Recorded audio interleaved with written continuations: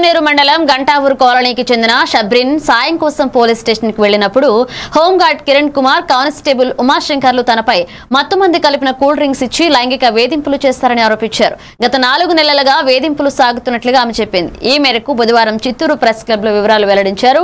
DSP డేగల Prabhakar case నమోదు చేసి విభిన్న పోలీస్ స్టేషన్లలో విచారించి నిందితులపై కఠిన చర్యలు తీసుకుంటామన్నారు.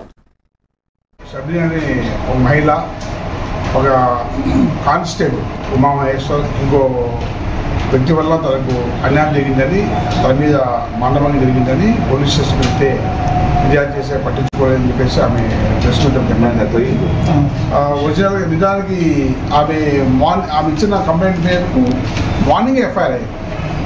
ఆమె పైన జరిగిన ఆమె ఇచ్చిన కంప్లైంట్ మేరకు ఆమె వాదపూర్వకంగా ఇచ్చిన కంప్లైంట్ మేరకు నిన్న మార్నింగ్ ఎఫ్ఐఆర్ అయిపోయింది. ఎఫ్ఐఆర్ అయిపోయిన తర్వాత ఆమె ఎందుకు వెళ్ళి అదే స్టేట్మెంట్ జరిగింది.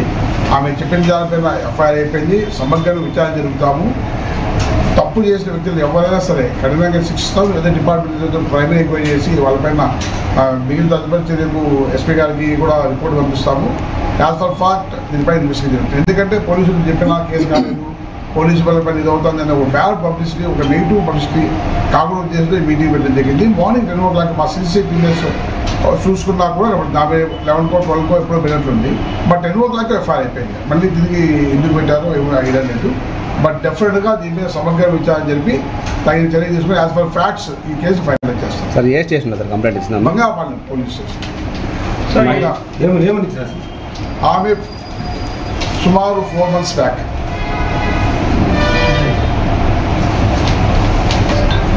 ఇప్పుడే తీసుకున్నాము.